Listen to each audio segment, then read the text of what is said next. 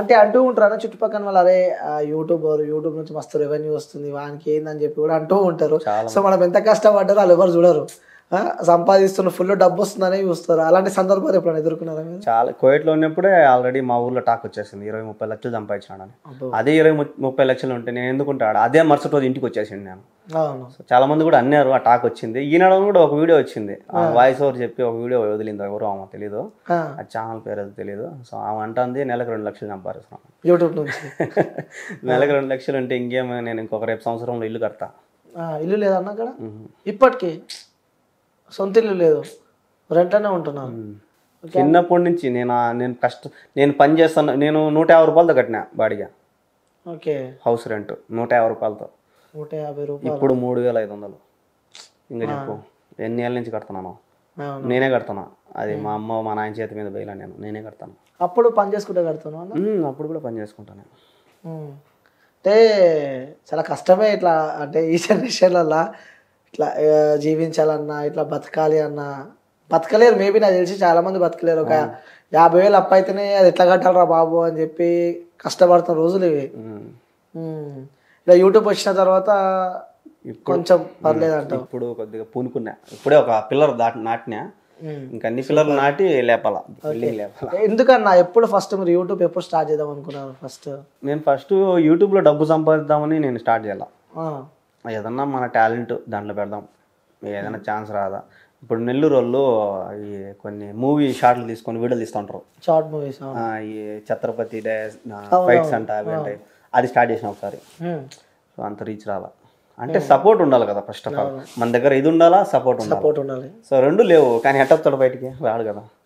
So చేసినాము, అన్నీ చేసినాము, షార్ట్ ఫిల్మ్ చేసినాము, అన్నీ చేసినాము, కానీ రీచ్ రాలా. సరే ఈ వ్లాగ్స్ అంటే అసలు నచ్చదు నాకు. ఓకే. కానీ జనాలు లైక్ చేస్తున్నారు. ఫస్ట్ బ్లాగ్ ఏందన్నా? ఫస్ట్ నేను చేసింది కువైట్లో. నేను ఫస్ట్ అందరికి హెల్ప్ చేస్తా ఉన్నా చాలా వరకు. అవును చూసా, ఒక బాక్స్ లో ఉంది, ఆ బాక్స్ లో స్కానింగ్ పెట్టి కూడా చూపించారు. అది వచ్చి ఇప్పుడు నేను అడుక్కునేలే కానీ అది నేను ప్రజెంట్ చాలా మంది, నువ్వు ఎందుకు కువైట్కి పోతావు, ఇక్కడే ఉండొచ్చు కదా, బండి తీసుకొని కార్ తీసుకొని ఇక్కడే ఉండొచ్చు కదా అని చాలా మంది అడిగితే, నేను సరే అంతమంది నా మీద జాలి చూపిస్తున్నారు, ఎట్లా జాలి చూపిస్తారేమో అని చెప్పి ఒక పోస్ట్ పెట్టినా నేను, అంతే. దానికే వల్గర్గా మాట్లాడేసినారు, నీ ₹1 వద్దురా సాయం అని చెప్పి డిలీట్ చేసేసిన దాన్ని. నేను నాకు వద్దని చెప్పి నేను పెట్టలా, ఆ వీడియో పెట్టలా, నేను డిలీట్ చేసేసాను. ఇంకా ఎలా ఉంటుంది నాకు ఇట్లా, ఏదో బాక్స్ ఏదో చూపించారు, ఏదో అందులో బట్టలు ఏదో వేస్తున్నట్టు. అది వచ్చి అది ఏరియాకి ఒక బాక్స్ పెడతారు, పేద పిల్లలకి వేరే దేశానికి పోతాయి, ఆ దేశంలో ఉండరు, వేరే దేశానికి పోతాయి అనమాట. మన దగ్గర వేస్ట్ గుడలు కానీ, వేస్ట్ ఏదన్నా బెడ్షీట్లు కానీ అలాంటివి వేసినామంటే వాళ్ళకి పోతాయి అనమాట అవి. సో అవి చేరుస్తారు, దాంట్లో కూడా వేసినా నేను. ఫస్ట్ నేను అయ్యే చేస్తాను, హెల్పింగ్ వీడియోలో చేస్తా ఉన్నా. ఇక్కడ రాజంపేటలో కూడా చాలా వరకు హెల్పింగ్ వీడియోలు చేశాను నేను, చేసిన. అవి కూడా రీచ్ లేదు. సో ఇంకెట్ట కాదరా వ్లాగ్స్ చేద్దాం, ఒకసారి స్టార్ట్ చేద్దాం అని చెప్పి కువైట్లో మా బండ్లు ఎన్ని ఉన్నాయి అని చెప్పి ఒక షార్ట్ పెట్టినా. అది సుమారు పోయింది, మిలియన్లో పోయింది. ఇంకా అప్పటి నుంచి స్టార్ట్, ఇదైతే బాగున్నది రాని కథ అక్కడి నుంచి స్టార్ట్ చేశారు. సో చాలా మందికి ఒక క్వశ్చన్ మార్క్, ఒక నిజాం అంటారు కదా. సో ఇప్పుడు కూడా మీరు ఇప్పుడు ఒక అమ్మాయి ఏదో వీడియో పెట్టి నెలకి ఇంత సంపాదిస్తుందని, సో వాస్తవంగా యూట్యూబ్ రెవెన్యూ ఎంత వస్తూ ఉంటుంది అన్న నెలకి? మీరు నా జీతం కన్నా ఎక్కువ వస్తుంది. నా జీతం కన్నా 40 వస్తుంది. నా జీతం కన్నా ఒక 2% 3% ఎక్కువ వస్తుంది అంతే. ఓకే. అంటే ఎగ్జాక్ట్ ఫిగర్ చెప్పకపోయినా ఈ ఎస్టిమేషన్లో వస్తుంది అంటుంటారు. సో ఇప్పుడు ఏ వర్క్ చేస్తున్నారు అక్కడ కువైట్ నుంచి ఇక్కడ వచ్చిన తర్వాత, కడపకు వచ్చిన తర్వాత, రాజంపేటకు వచ్చిన తర్వాత ఏం చేస్తున్నారు వర్క్ ఇప్పుడు? ఇప్పుడు ప్రజెంట్ అయితే ఏం చేయాలి, దీన్ని నడుపుతున్నా. నెక్స్ట్ ఏంది మరి? కారు కొందాం అనుకున్నా, దానికోసమే ఒక హెల్ప్ కూడా అడిగినా, కానీ జనాలు చేసే పొజిషన్లో లేరు. నీకేం రకాల చేతులు బాగానే ఉన్నాయి కదా అని ఉన్నారు. సో కారు తీసుకోవడానికి నా దగ్గర, నేను ఎట్లా అంటే కారు మొత్తం పేమెంట్ కట్టేసాం అనుకో, సో మనకి ఎటువంటి ఇబ్బంది ఉండదు. అదే ఫైనాన్స్, ఇప్పుడు నా దగ్గర ఉండే సగం డబ్బులు దానికి కట్టినాను అనుకో, అది 1 నెల 2 నెలలు కట్టకపోతే దాన్ని ఎత్తుకొమ్ముతారు. సో నేను మళ్ళా కిందికి వెళ్ళిపోతా. అవును. సో అట్లా కాకుండా మీరు ఎవరైనా హెల్ప్ చేస్తారేమో అని ఒక పోస్ట్ పెట్టినా, సో వాళ్ళు హెల్ప్ చేసే పొజిషన్లో లేరు. కింద కామెంట్ ఏమొచ్చినాయి? స్వామి రాత్రి 1 గంటలో డిలీట్ చేసిన దాన్ని, 90 కామెంట్లు వచ్చినాయి.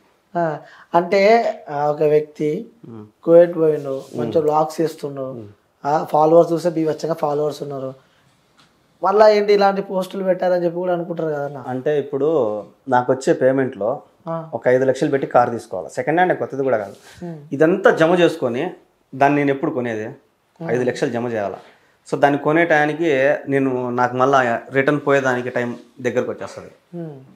నేను పోకుండా ఉండాలంటే ఆ కార్ తీసుకున్నానంటే నేను ఇక్కడ బాడీలు తోలుకుంటా ఉంటా కదా. సో ఆ ప్లాన్లో నేను అడిగిన, అందరు ఏమనుకుంటానంటే నువ్వు దుబారుగా తిరిగేదానికి అడుగుతున్నావా అని అన్నారు. ఆయన నీ కారు వద్దు ఏం వద్దు సార్ అని చెప్పి నా దగ్గర ఉన్న డబ్బుతో నేనైతే ప్రజెంట్ బుల్లెట్ అయితే బుక్ చేసిన. థ్యాంక్స్ నా వ్లాగ్స్ స్టార్ట్ చేద్దామని దాంట్లోనే. వచ్చిన కాడికి రాని 10,000 రాని 20,000 రాని నా సొంత డబ్బులు వచ్చే చాలు నాకు. వీళ్ళ దగ్గర నుంచి ఒక్క రూపాయి వద్దు, వాళ్ళు చూస్తే చాలు నాకు. అంటే మ్యారేజ్ తర్వాత వెళ్ళారన్నా కువైట్కి? మ్యారేజ్ తర్వాత. అంటే ఎలా అనిపించిందన్నా? అంటే పెళ్లి చేసుకొని మనతో ఉండాలని చెప్పి వచ్చిన వాళ్ళని కూడా ఎంతో, ఇంకా లవ్ మ్యారేజ్ మీదే ఎంతో ప్రేమతో ఇష్టపడి చేసుకున్నారు. సో వెళ్తుంటే ఆ మూమెంట్ ఎలా ఉండే? అంటే ఇప్పుడు ఇక్కడే ఉండి ఒక పూట తిని ఒక పూట తినకంట ఆ పాప బాధపడతా ఉంటే అది చూడలేక అక్కడికి వెళ్ళి నేను పస్తుండి ఆ పాప 3 పూటలు తింటుందంటే అది చాలు. ఇంకంతకన్నా ఇంకేం కావాలి. అంటే నిజంగా చెప్పాలన్నా వాస్తవంగా ఎన్నిసార్లు బాధను చంపుకొని బతికిరన్నా మీరు? ప్రతిరోజు జెండు బాంబు పుసుకొని పనుకుంటాం మేము, నిద్ర రాక. ప్రతిరోజు నరకం. మేము పనుకోబడికి ఇక్కడ మీకు తెల్లారిపోయింటుంది 4:30-5 అయింటుంది. మేము ఆడ 2:30-3 అనుకుంటాం. ఏం ఆలోచిస్తూ ఉంటుంది? నిద్ర రాదు అసలు. జెండు బాంబు పూసుకునే నిద్ర రాదు. అటనోస్కి చూస్తే పొద్దున అవుతుంటుంది. మళ్ళీ పొద్దున్న ఏదో ప్రకారం డ్యూటీలు చేసుకోవడం. అంటే ఎంత సంపాదించినా ఎంత ఉన్నా ఫ్యామిలీతో మన వైఫ్తో మన కుటుంబంతో ఉంటే వచ్చే ఫీలే వేరే ఉంటుంది. కానీ మనం ఎంత కష్టపడినా వీళ్ళు ఇక్కడ హ్యాపీగా ఉన్నారు కదా, అది చాలు. మేము ఇంత బాధపడతా ఉన్నా కూడా వాళ్ళకి చెప్పవు మేము ఇంత బాధపడుతున్నాము అని.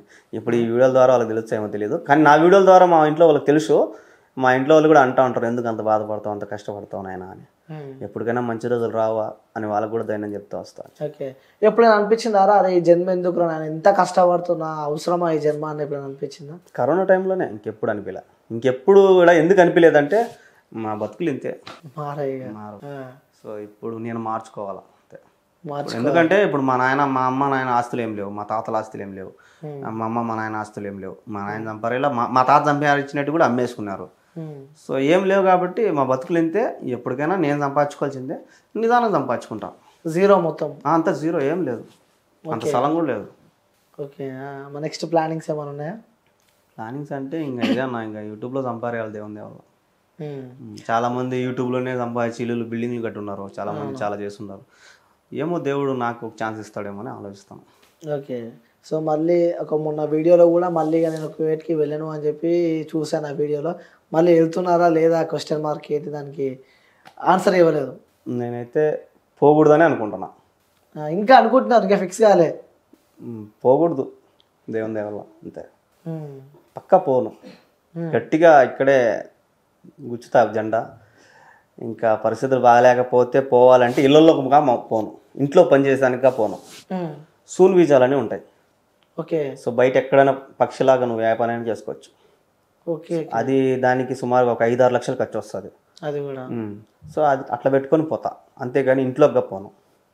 ఇదైతే ఫిక్స్ అయిపోయినా. ఓకే, అంత ఇబ్బందులు ఉంటాయి అంటావా?